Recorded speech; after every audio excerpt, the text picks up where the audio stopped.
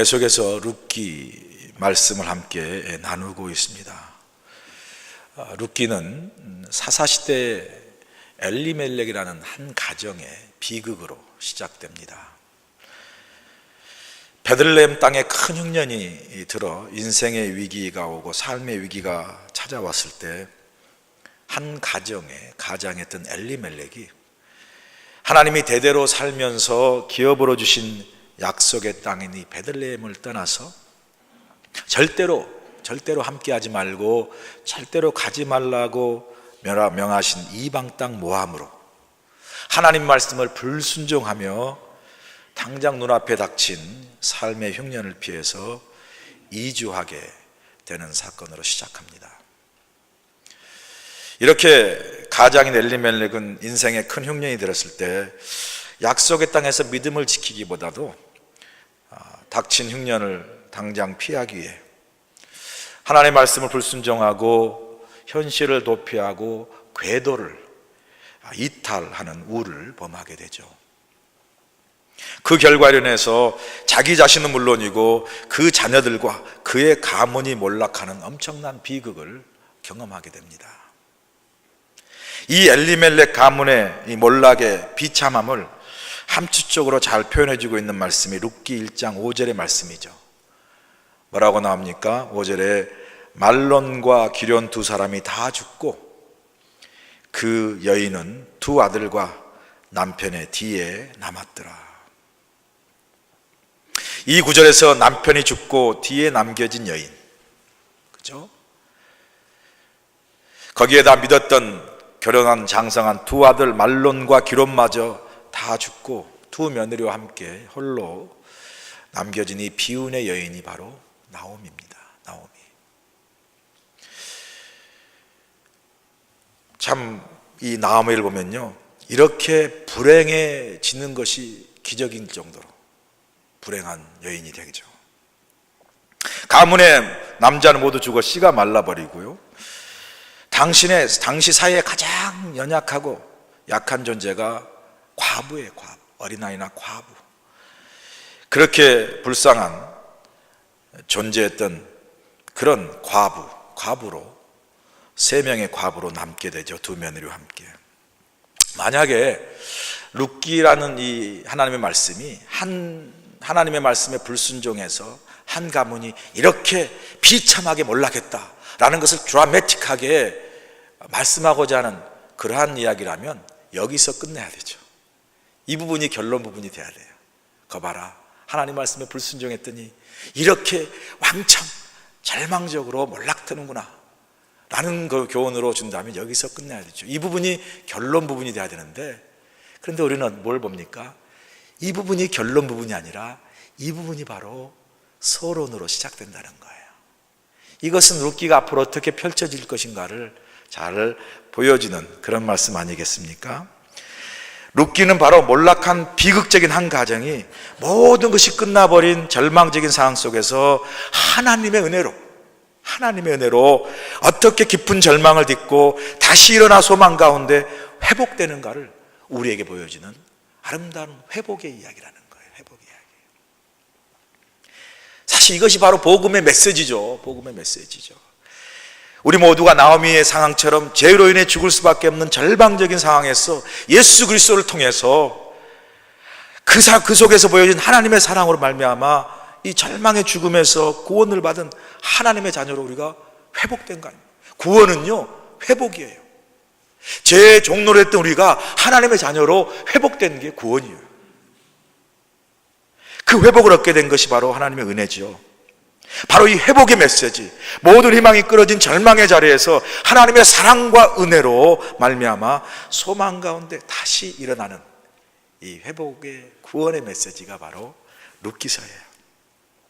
그래서요, 룻기의 가장 중요한 메시지는 이렇게 절망에서 소망으로 회복을 베푸시는 하나님의 사랑이에요.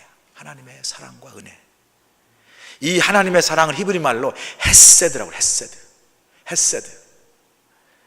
구약 성경에서 가장 많이 사용된 그 하나님의 사랑을 표현할 때 이 표현된 히브리의 단어가 헤세드인데, 이 룻기서의 가장 중요한 주제가 바로 절망의 자리에서 새롭게 소망의 자리로 회복해 가시는 하나님의 사랑과 은혜, 이 헤세드가 바로 룻기서의 중요한 주제입니다.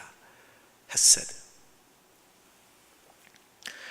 자, 이런 배경을 안고 오늘 본 말씀은 룻기서의 주인공인 룻의 본격적인 등장과 함께 이 가문의 몰락으로 과부가 되어 자신과 함께 뒤에 남겨진 시어머니 나오미가 어떻게 그 둘이 함께 절망의 자리에서 회복으로 나아가는 그 여정의 시작을 오늘 본문에서 우리가 보게 되죠.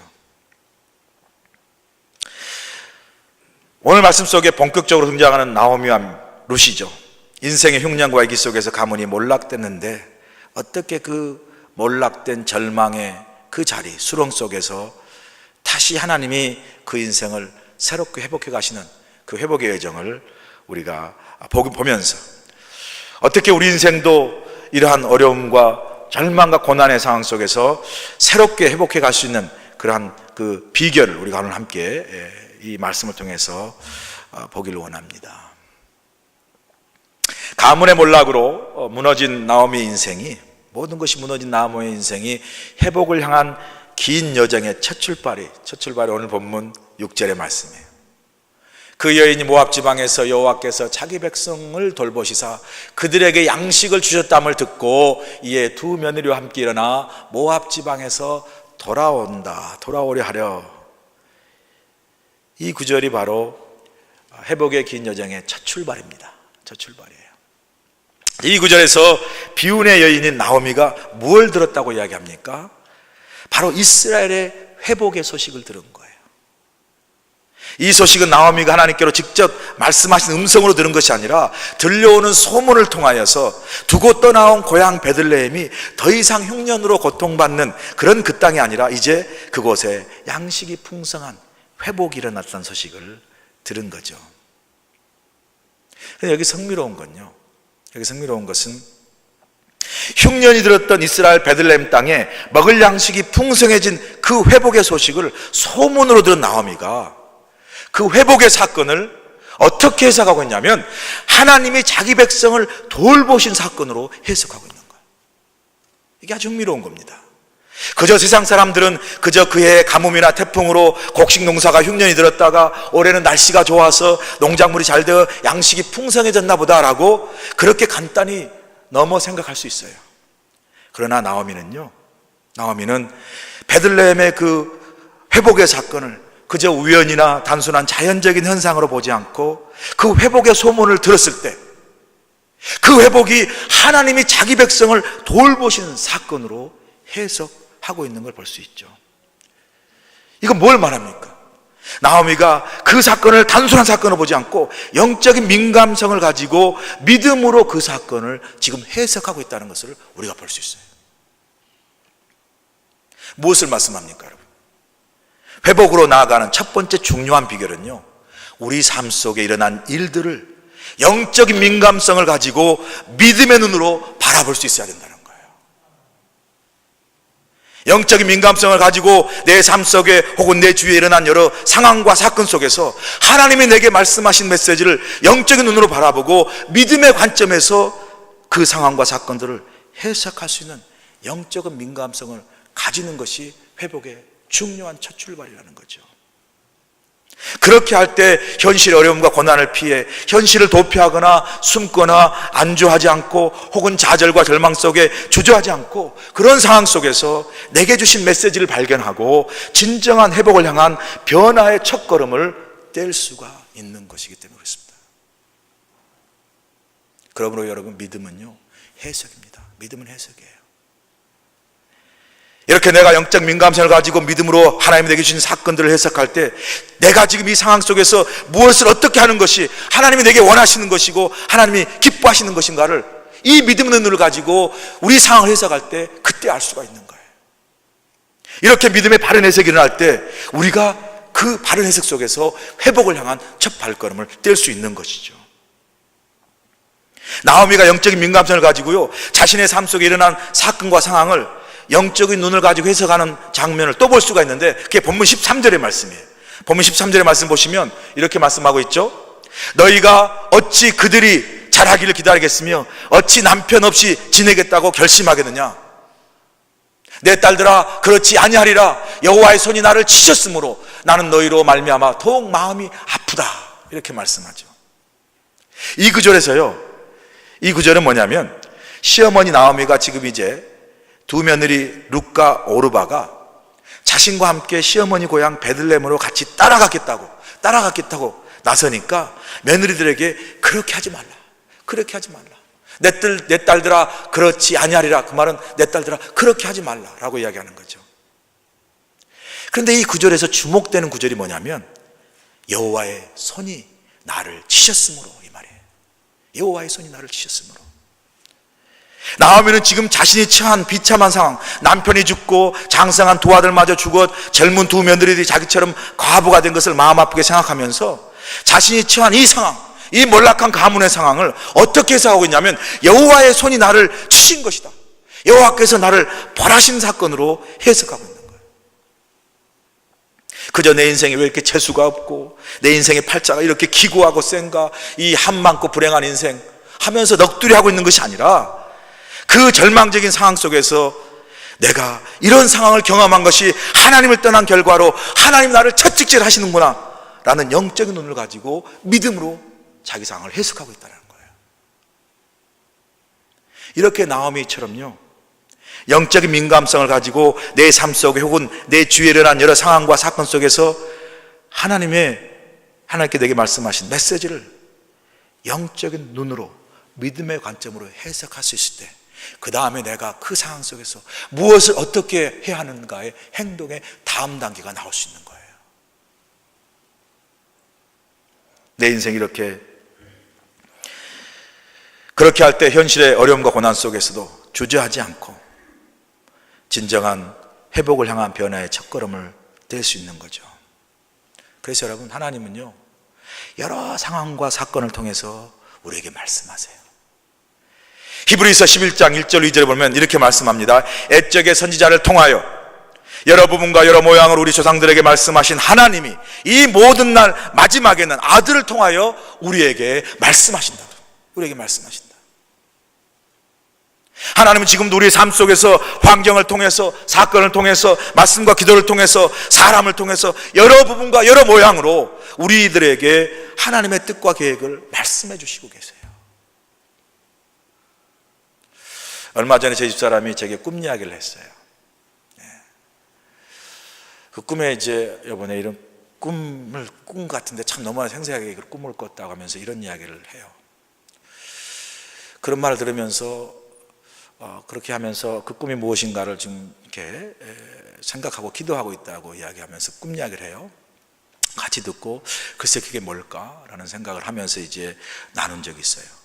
그런데요, 며칠 후에 그 꿈에 보여주신 그 상황이 이 실질적으로 우리 생활 삶 속에 이렇게 나타나는 거예요. 뭐 똑같이 그렇게 나타나는 게 아니지만 그 상황 속에서 그 꿈이 이것을 말하는 것이나라고 보여지는 상황이 너무나 분명하게 보여지는 거예요. 그 꿈을 통해서 우리가 생각했던 그 꿈속의 생각이 있었고 그 뜻을 헤아림이 있어서 결국 우리가 그 꿈에서 보여진 그 뜻대로 잘 일을 처리한 그런 경험이 있습니다. 제가 살면서 우리 집사람이, 저도 물론 하나님이 내게 주신 말씀과 기도를 통해서 또 새벽기도를 통해 주신 그런 게 있어요. 그런데 우리 집사람이 가끔 그게 이제 나보다 센 것 같아요. 아마 영빨이 속된 말로 좀 더 센가 싶어요. 여러 경험들이 실적 이런 경험이 있어요. 이건 정말 너무나 생생한 경험인데 아마 들으셨는지 모르겠지만요, 지금도 늘 기억하고 있어요. 제가 바스토에서 미국 교회를 목회할 때 어떤 분이 이제 LA에서 금방 얼마 쓰지 않는 새 침대를 주겠다고 저에게 이제 말씀해서, 그 바스토하고 LA는 한 3시간 정도 걸린다고 막히면요, 그죠? 그런데 유호를 빌려가지고 그 침대를 참 실어가지고 이제 바스토까지 갖고 왔어요. 상당히 좋은 침대예요. 지금도 우리가 사용하고 있는 좋은 침대인데, 그 침대를 가져와가지고 이제 갖고 왔으니까 안방으로, 좋은 침대니까 안방으로 넣으려고 이제 안방에 넣자고 했더니 우리 집사람이 그 침대를 안방으로 넣지 말라는 거예요. 그걸 하지 놔두라는 거예요. 아니 어렵게 힘들게 6월까지 돈 들여 빌려서 그 침대를 갖고 왔으면 당연히 넣어서 그 침대를 이렇게 잘 사용해야 될 텐데 그걸 아직 넣지 말라고 이야기하는 거예요. 제가 좀 그렇죠. 좀 짜증이 나죠. 아니 왜 고생해서 갖고 왔는데 넣지 말라고 하느냐. 그랬더니 넣지 말래요. 왜 그러냐 그랬더니 하나님께서 당신을 다른 교회로 보내실 것 같다, 파송할 것 같다 그렇게 말해요. 근데 그때가 8월 달이었거든요. 우리 보통 연합감리교회에서 이제 감독님이 다른 교회로 목사를 보낼 때 이 이번 6월 달에도 연회 총회가 있는데 연회 전에 다 끝납니다. 그리고 보통 6월이 끝나면 하질 않아요. 제가 그 말 들으면서 이 사람이 너무 외로운 데서 목회를 하다 보니까 덥잖아요. 바스도 더위를 먹었나 보구나. 아니면 너무 힘들게 좀 외로웠었거든요. 하다 보니까 그게 너무 이렇게 나가고 싶은 또 이렇게 뭐랄까 좀 외로운 마음에 그런 생각을 하나 그래서 안쓰러운 마음이 드는 거예요. 나는 시스템을 너무나 잘 알기 때문에 그럼 말도 안 되는 이야기를 하는데 참 안쓰러운 마음이 나중에 들더라고요. 그래서 그냥 말도 안 되는 소리 하지 말라고 제가 이렇게 넘어갔습니다. 그래도 못 넣게 하는 거예요. 그런데요, 일주일 후에 제가 전화를 받았는데 감리사님한테 교회를 리버사이드로 옮기라는 거예요. 남의 일 아니라고 놀라지도 않습니다. 참. 제가 그 말을 듣고요 얼마나 온몸이 전율하고 짜릿하고 놀란지 몰라요. 교회를 옮기라는 소식에 놀란 게 아니라 옮길 것 같다는 우리 집사람의 이야기가 맞았다는 사실에 제가 놀란 거예요. 네? 그래서 결국 그해 9월 초에 그 리버사이드 미국 교회로 부임하게 된 거 아닙니까? 네.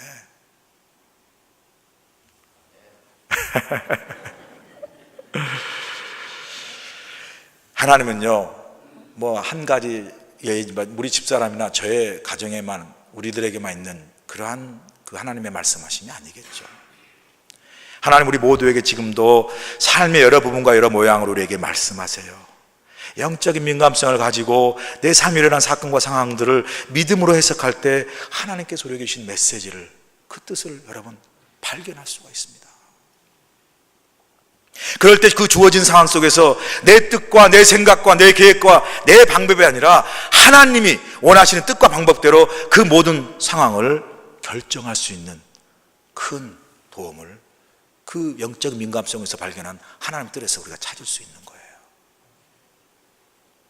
이것이 바로 여러분 회복을 향한 여정의 첫걸음이에요. 첫걸음. 하나님이 나를 향한 뜻과 메시지를 발견하는 거예요. 영적인 민감성을 가지고 영적인 눈으로 지금 일어나고 있는 여러분의 삶의 여러 사건과 상황들을 믿음의 눈으로 해석함으로 여러분 삶의 회복이 시작될 수 있기를 간절히 축원합니다. 여러분 나오미가요 자신에게 일어난 상황을 영적인 눈으로 가지고 믿음으로 해석할 때 비로소 나오미는요 그 절망적인 상황 속에서 모든 것이 무너지고 인생이 자초된 그런 그 절망의 수렁 속에서 하나님이 원하시는 뜻이 자신을 향한 하나님의 뜻이 원하시는 뜻이 무엇인지를 분별할 수 있었고요 그 뜻에 따라서 회복을 향해서 결단하고 행동할 수 있게 되는 거예요. 나오미의 회복을 향한 결단은 우리 본문 6절과 7절에서 볼 수 있죠. 그 여인이 모압 지방에서 여호와께서 자기 백성을 돌보시사 그들에게 양식을 주셨다함을 듣고 이에 두 며느리와 함께 일어나 모압 지방에 돌아오려 하여 7절 보세요. 있던 곳에서 나오고 그 두 며느리도 그와 함께 하여 유다 땅으로 돌아오려고 길을 갔다 이렇게 말합니다. 내게 일어난 사건이 하나님이 내게 주신 메시지라는 사건을 분별하고 그 사건 속에서 그 분별 속에서 그 뜻 속에서 베들레헴으로 돌아가는 것이 하나님의 뜻이구나 라는 걸 깨달을 때 나오미가 어떻게 합니까? 결단을 하고 베들레헴으로 향해 떠나지 않습니까? 여기서 우리가 회복을 향한 여정의 중요한 두 번째 비결이 뭐냐면요 믿음으로 결단하고 하나님께로 돌아가는 거예요. 믿음으로 결단하는 거 그리고 하나님께 돌아가는 거. 만약에 나오미가요 그 소문을 듣기만 하고 믿음으로 반응하지 않았다면요 믿음으로 결단하지 않았으면 돌아가지 않습니다. 나오미를 보세요. 그 소식을 듣고 어떻게 반응합니까? 6절에 중요한 두 동사가 나오는데 일어나란 말이 나오죠. 일어나 돌아오려 하고 일어나 돌아온다는 뜻이죠. 그리고 7절에 뭡니까? 7절에 또 중요한 구절이 나오는데 있던 곳에서 나오고 그래. 있던 곳에서 나오고 다 뭘 이야기합니까? 믿음으로 반응하고 결단했다는 걸 의미하는 거 아닙니까? 사실 나오미 입장에서요, 돌아오는 거 쉬운 일이 아닙니다. 여러분 생각해 보세요. 금의 환양이란 몰라도, 모든 걸 다 성공해서 금의 환양이란 몰라도 완전히 가정이 쫄딱 몰락했잖아요. 그리고 과부로서 밑바닥 인생이 된 자신이 그런 모습으로 고향 사람 자신 아는 고향으로 실질적으로 돌아온다는 거요, 어쩌면 죽기보다 싫을 수 있어요. 죽기보다 싫을 수 있어요. 차라리 이렇게 이왕 망한 팔자 그냥 아무도 모르는 곳에서, 아니 그렇게 망해가지고 완전히 가문이 몰락해서 밑바닥 인생을 고향에 돌아가서 자기 아는 사람에게 보여주고 싶은 사람이 누가 있습니까? 차라리 그냥 아무도 모르는 이방 땅에서 이왕 망했으니 여기서 그냥 조용히 살다 죽겠다라고 결단하는 게 오히려 마음이 편할 수 있어요. 그렇지 않겠습니까, 여러분? 그게 인생이 더 편할 수 있죠. 그러나 나오면 어떻게 반응합니까? 그 회복의 소식을 믿음으로 반응하며 그 모압 땅에서 나와서 베들레헴으로 돌아오는 실제적인 결단을 행한 것을 우리가 볼 수 있습니다. 나오미처럼요, 만약 우리 삶의 회복을 정말로 경험하기 원하시면요, 여러분의 삶의 그 자리, 지금 내가 어려움과 문제와 어떤 영적인 여러 가지 위기와 인생의 정말 삶의 위기를 경험한 그 자리에서 일어나 나와서 다시 믿음으로 결단하고 하나님께로, 믿음의 그러한 귀한 모습을 회복하는 결단으로 하나님께 돌아오는 모습이 있을 때, 그때 인생의 반전과 회복이 시작될 수 있다는 거예요. 남편 엘리멜렉과 함께 현실을 도피하고 궤도 이탈로 인생의 흉년을 경험하다가 실패한 나오미가 다시 일어나 베들레헴에 돌아온 이야기가 신약 성경에 쓴 예수님의 비유인 탕자 비유에서 말씀하지 않습니까? 탕자가 세상에 연락을 쫓고 싶었어요. 세상의 어떤 즐거움을 찾고 싶었어요. 그래서 아버지가 살아있는데도 불구하고 아버지 내 몫의 재산을 달라고 요구하면서 그 재산을 가지고 세상에 나가서 그냥 자신의 인생을 즐기고 살지 않습니까?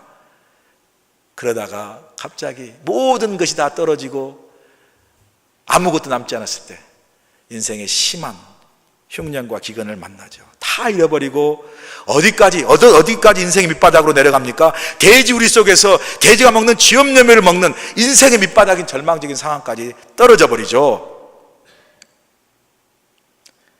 그때서야 탕자가 깨닫죠. 내 아버지 집에 먹을 양식이 얼마나 많은가. 근데요, 이건 새로운 사실이 아니거든요. 원래 그렇게 풍족한 아버지 집에서 이 아들은 살았어요.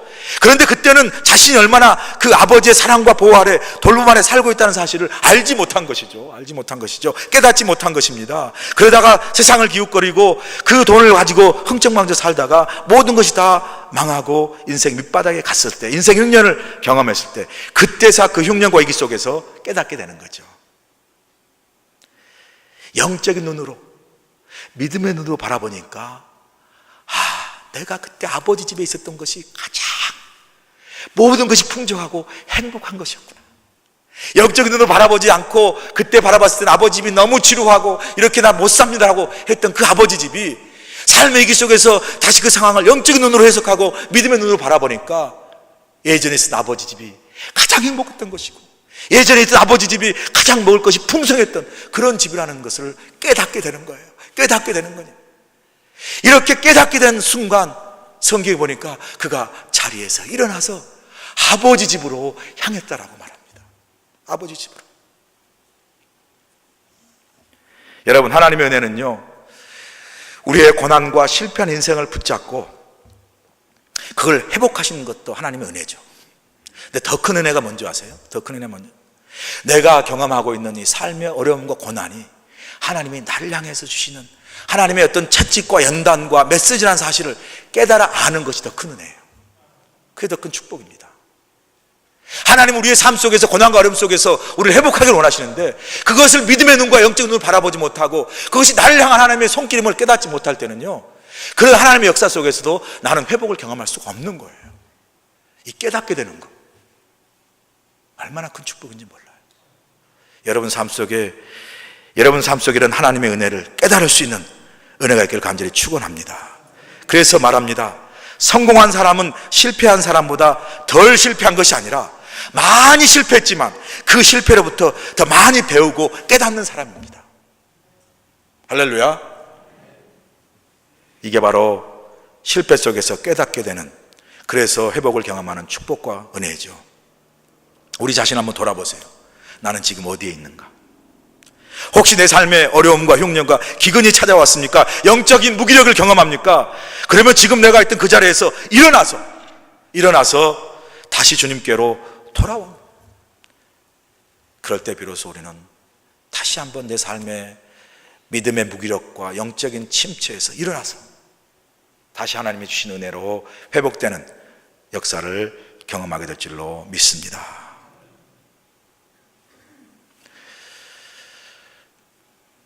여러분, 그래서요, 회복은 이렇게 내가 있던 곳에서 나와야 돼요.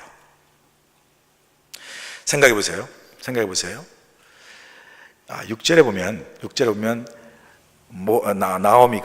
나오미가 그 회복의 소식을 듣고 이에 두 며느리로 함께 일어나 모압 지방으로 돌아오려 하여, 여기까지는 그렇게 해야지, 그렇게 해야 되겠다라고 마음에 결심하는 거예요. 마음에 소원하는 거예요. 그러나 여기까지는 행동이 아닙니다, 여러분. 7절로 그래서 있던 곳에서 나와서 출발할 때까지, 그때가 바로 결단입니다. 여러분, 우리는요, 마음의 소원과 마음의 바램을 행동으로 착각할 때가 많아요. 내가 그렇게 해야지, 그렇게 하는 게 좋겠다 라고 결심하는 거예요. 만약에 탕자가요, 아버지 집에 얼마나 먹을 것이 많았는가, 내가 왜 그때 그것을 몰랐을까, 옛날이요 라고 바라고 소원하고 그 자리에 머물러 있으면요, 절대로 회복이 일어나지 않죠. 바람과 소원이 행위가 아니고 결단이 아니고 실적으로 결단하고 행동할 때 우리의 진정한 회복이 일어나게 되는 것이죠. 이번 샌디에고에서 가서 경험했던 그 주제가 뭐냐면, 전국 지도자들의 주제가 메타처치예요. 메타처치. 이 메타란 말은 go beyond, 그 이상으로 넘어간다, 혹은 변화라는 뜻이에요. 변화. 회개란 말도 변한다는 건데, 메타 노이아란 말이죠. 변해서 노이아, 방향을 바꾼다. 그래서 메타란 말은 체인지란 말인데, 이 샌디에고 전국 지도자 주제가 바로 메타처치, 변화하는 교회. 어떻게 변화하는 교회? 하나님의 말씀과 정말 은혜로, 성령의 능력으로 교회의 정말 본질을 회복하고 변화해서 하나님의 역사를 이 땅에 이루는 교회가 되자는 이 메타처치예요. 지금 우리 교회가, 기독교가 안고 있는 게 뭐냐면 메타처치, 성령의 능력으로 하나님의 말씀으로 새롭게 변화돼서 하나님의 나라를 이 땅에 세우는 그런 능력 있는 교회가 되기보다는 메가처치, 메가처치를 추행해요. 메가처치는, 메가란 말은 크다는 거죠. 메가처치는 뭡니까? 대형교회입니다.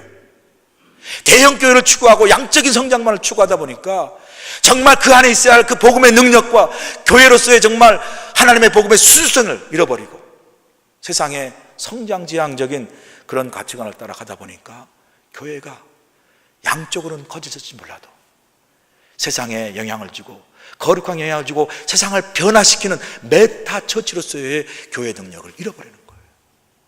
처치는 메가가 가지고 대형교회가 됐는데 왜 그 메가처치 대형교회만큼 거룩한 영향력이나 거룩한 변화의 능력은 그에 비례하지 못하는 것입니까? 그게 바로요, 변화할 수 있는 능력인 메타처치의 능력을 상실했기 때문에 그래요. 상실했기 때문에.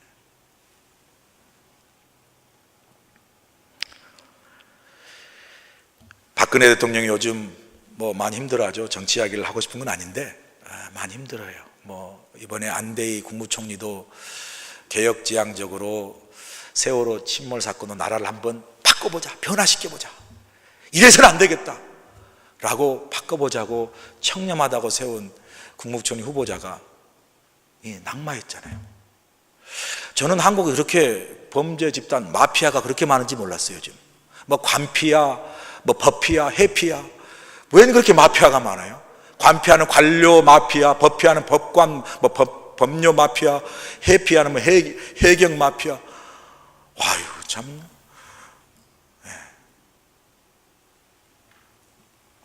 그 마피아가 그냥 철밥통이 돼가지고 변화를 거부하면서 있으니까 우리나라가 이렇게 변화가 되지 못하고 새롭게 회복되지 못하는 걸 지적한 거죠. 그걸 바꿔보겠다고 그렇게 예를 쓰는데 참 안 되죠. 기도 많이 해야 되겠어요. 그 박근혜 대통령이 국무회의에서 이런 말 했대요. 그 언급에서 유명한 새가 뭐냐면 도도새. 도도새 아세요? 도도새. 도도새의 법칙이란 도도새인데, 도도새가 무슨 새냐면 너무 주위에 먹을 것이 많아지고, 그래서 그냥 날개짓 하지 않아도 가만히 있어도 먹을 것이 많아서 살다가 날개 운동을 하지 못하고 태화돼서 갑자기 먹을 것이 없고 갑자기 어떤 시련이 오니까 날지 못하고 그냥 도태돼서 죽는 새, 죽어버린 새가 도도새라는 거예요. 도도새. 교회도 그렇습니다. 우리의 믿음 생활도 그래요. 하나님에서 주신 메시지를 붙잡고 오늘도 내 삶의 변화를 추구하고 하나님이 내게 원하신 뜻이 무엇인가를 교회적으로 나의 믿음의 인생적으로 바라보면서 하나님께로 돌아가는 그러한 변화의 걸음을 떼지 못하면요, 회복을 하고 나가기보다도 현실에 안주돼서 도도새처럼, 유럽 교회처럼 교회는 있고 그러나 성도는 텅 비어버린, 생명이 죽어버린 교회가 멀지 않았다는 거죠.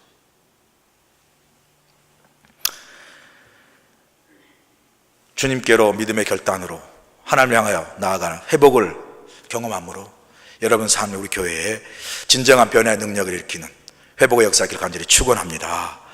오늘 마지막으로 회복을 향한 마지막 교훈이 어디에 있냐면요, 룻의 결단에 있어요. 룻의 결단. 유명한 결단이죠. 시어머니가 이제 나오미가 고향 베들레헴으로 돌아가는 결단을 하고 모압 땅을 이제 떠날 때 두 며느리인 오르바와 롯도 함께 가겠다고 나서죠. 그런데 시어머니 나오미를 만류하죠. 두 며느리를 만류해요. 본문 12절 13절에 이렇게 말합니다. 내 딸들아 되돌아가라. 내 딸들아 되돌아가라. 나는 늙었으니 남편을 두지 못할지라 가령 내가 소망이 있다고 말하는지 오늘 밤에 남편을 두어 아들을 다 낳는다 할지라도 너희가 어떻게 기다릴 때까지, 자랄 때까지 기다리겠느냐. 여호와께서 너희를 치셨으므로 나는 너에게 해줄 것이 아무것도 없다. 그러므로 그런 내 자신이 너무나 마음이 아프니 나를 따라오지 말고 그렇게 하지 말고 돌아가라. 이렇게 말씀하죠.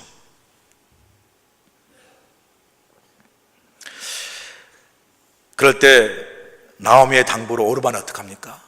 한 며느리인 오르바는 울면서 나오미에게 입맞추고 자기 동족에게 돌아갑니다. 사실요, 어떻게 보면 오르바는 아주 현명한, 제대로 된 선택을 잘한 것이라 볼 수 있어요. 현명하고 실제적인 선택을 한 거예요. 그렇지 않습니까? 오르바는 그래서 동족에 돌아갑니다. 반면에 룻은요, 오르바처럼 떠나지 않고 시어머니 나오미와 함께 가겠다고, 끝까지 따라가겠다고 결단하죠. 그 결단은 유명한 말씀이 본문 16절 17절의 말씀입니다. 우리 다 같이 한번 같이 읽어보죠. 이게 아주 중요한 말씀인데, 같이 시작.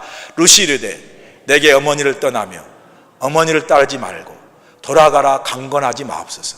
어머니께서 가시는 곳에 나도 가고 어머니께서 머무시는 곳에서 나눠 머물겠나이다. 어머니의 백성이 나의 백성이 되고 어머님 하나님이 나의 하나님이 되시리니 어머니께서 죽으시는 곳에서 나도 죽어 거기 묻힐 것이라. 만일 내가 죽는 일을 위해 어머니를 떠나면 여호와께서 내게 벌을 내리시고 더 내리시기를 원하나이다 하는지라. 너무나 아름다운 결단입니다. 여기서 우리는 질문할 필요가 있어요. 왜 룻이 오르바처럼 실제적이고, 자기 동서인 오르바처럼 실제적이고 현실적인 결단을 하고, 그래서 자기 동족으로 돌아가지 않고 왜 굳이 시어머니를 따라가겠다고 이렇게 결단하고 있는가를 생각해 볼 필요가 있어요. 왜 이런 선택을 룻은 했을까요? 늙은 시어머니 나오미를 따라가면 그 시어머니를 자신이 돌봐야 하고, 더군다나 이방 여인으로서 그 이방 땅에 가면 괄시가 많겠잖아요. 유다 여인도 아닌데. 그런 걸 뻔히 알면서 왜 어머니를 따라가겠다고 이렇게 엄청난 결단으로 어머니를 붙여주면서 따라갈까? 여러분 뭐라고 생각합니까? 룻은 너무나 믿음이 좋아서, 이 고백 속에 보세요. 하나님을 향한, 이방인으로 하나님을 향한 그 룻의 그 믿음을 보세요. 이 믿음이 얼마나 귀합니까? 이 믿음 때문에 그랬고 우리 이 믿음을 본받았느냐, 이렇게 말하기는 쉽습니다. 그러나 저는 생각이 좀 다릅니다. 룻은요, 이방인으로 하나님을 향한 믿음 이전에 룻이 시어머니 나오미를 따랐던 것은요, 그 시어머니 나오미를 향한 사랑 때문에, 사랑 때문에 그래요. 사실 이 룻의 그 시어머니에 대한 사랑이 바로 하나님이 우리를 향한 사랑과 비슷해서 주석가들은 이 룻의 그 시어머니를 향한 사랑을 헤세드의 사랑이다. 헤세드. 아까 말씀드렸죠. 헤세드. 하나님의 그 사랑과 은혜, 우리를 회복시키시고 우리를 돌보시는 그 하나님의 사랑과 은혜를 헤세드라고 표현하는데, 이 룻이 어머니에게 보여준 이 사랑이 바로 헤세드의 사랑이다. 이렇게 말합니다. 사실 여러분 생각해 보세요. 룻은 시어머니가 필요 없어요. 그러나 나오미는 사실 룻이 필요해요. 룻은요, 동족에 돌아가서 살면 돼요. 아직 젊고요, 다시 재가해도 되고요, 혼자 얼마든지 살 수 있어요. 그러나 나오미는 늙은 과부예요. 자신이 돌보지 않으면 살아갈 수 없는 연약한 존재입니다. 룻은요, 그걸 알았어요. 자신이 얼마든지 오르바처럼 현명한 선택을 할 수 있음에도 불구하고 내가 떠나면 홀로든 이 시어머니 나오면은 혼자 살 수 없는 그 사랑 때문에 룻은요, 나오미와 이렇게 따라가겠다고 선택을 한 거예요. 바로 이 사랑이 헤세드의 사랑이라는 거예요. 오늘 우리가 회복을 향한 중요한 비결의 마지막 교훈이 우리에게 보이시면 헤세드의 사랑이에요. 남을 사랑하고 남을 돕는 이 헤세드 사랑이 우리를 회복케 하는 중요한 통로가 된다는 거예요. 여러분, 사람을 움직이는 세 가지 힘이 있다고 그래요. 거기에 첫 번째로 의무감이 있고요, 두려움이 있고, 그 다음에 사랑이래요. 이 세 가지가 사람을 움직이는 힘입니다. 여러분, 룻이 시어머니를 모셔야 할 의무가 있습니까? 없어요. 여러분, 자, 엄밀히 말하면요, 나오미가 사실은 룻에게 미안해야 돼요. 자기 장성한 아들을 보고 결혼했는데 그 장성한 아들이 죽어버리고 그 젊은 날에 과부가 되어 만든 그 시어머니의 미안함과 책임이 있는 거예요, 사실은. 그러므로 룻의 입장에서는요, 시어머니 돌봐야 할 의무가 하나도 없습니다. 오히려 나오미가 더 미안해하고 돌려보내야죠. 의무가 없습니다. 그리고 그렇게 나오미를 떠난다 할지라도 누구 하나 비판할 사람 없습니다. 생각해 보세요. 젊어서 과부가 됐는데 인생을 살아야 되지 않겠습니까? 더군다나 자기 나라도 아니고 이방 땅에 가서 함께 산다는 거예요. 아무도 손가락지 않고 아무에게도 이렇게 비판받을 두려움도 없어요. 근데 왜 룻이 어머니와 함께 갑니까? 바로 헤세드의 사랑 때문에. 나를 필요하는 어머니, 그 어머니를 돌보는 그 사랑, 이게 결국은요, 나오미를 회복하고 룻의 인생도 회복하고 결국은 엘리멜렉의 가문을 세우는 놀라운 축복의 통로가 되는 거예요. 여러분, 우리가 회복을 위해서 반드시 필요한 게 뭔지 아세요? 바로 이렇게 남을 섬기고 남을 배려하는 그 남을 섬기는 헤세드의 사랑이 있어야 돼요. 세월호의 침몰 사건을 보세요. 왜 이렇게 침몰되고 그 많은 젊은 학생이 죽고 그 젊은 학생 죽음으로 가정에 그 엄청난 슬픔과 비극이 임한 겁니까? 바로 이 헤세드의 사랑이 부족하기 때문에 그래요. 자신의 이기심과 욕심만 가지는 이 탐욕을 가지고 돈을 좀 더 벌겠다고 하는 그 이기심과 그 탐욕, 그 욕망이 말이에요, 그 헤세드의 부족함이, 남을 사랑하고 남을 섬기는 그 헤세드 사랑이 부족함으로 바로 이 사랑 때문에 어떻게 됩니까? 바로 많은 사람들이 절망과 아픔을 경험하지 않습니까? 여러분, 나만 살겠다고 하는 이 이기적인 욕망이요, 나도 파괴하고 함께하는 다른 사람도 파괴합니다. 그러나 우리가 나보다 남을 사랑하고 남을 위해서 한 걸음 더 베푸는 그 사랑, 사실 룻의 입장에서는요, 이렇게 할 필요가 없어요. 그럼에도 불구하고 헤세드의 사랑은 뭐냐? 내가 할 필요도 없음에도 불구하고 하는 것, 이게 헤세드의 사랑이에요. 주님이 우리를 위해서 죽을 필요가 없는데 죽으신, 그게 바로 헤세드의 사랑이죠. 여러분 생각해 보세요. 남편이 아내를 향한 그 헤세드의 사랑이 아내를 회복합니다. 아내가 남편을 향한 그 헤세드의 사랑이 남편을 회복해요. 부모가 자녀를 향한 그 헤세드의 사랑이 자녀를 회복하고요. 생각해 보세요. 목회자와 성도 간에 서로 간의 헤세드의 사랑이 목회자 성도가 아름다운 회복을 일으키는 거예요. 성도가 서로 사랑하는 이 헤세드의 사랑이, 서로를 사랑하고 배려하는 헤세드의 사랑이 교회를 섬기고 교회를 회복하고 성도들을 회복하는 그런 축복의 통로가 되는 거예요.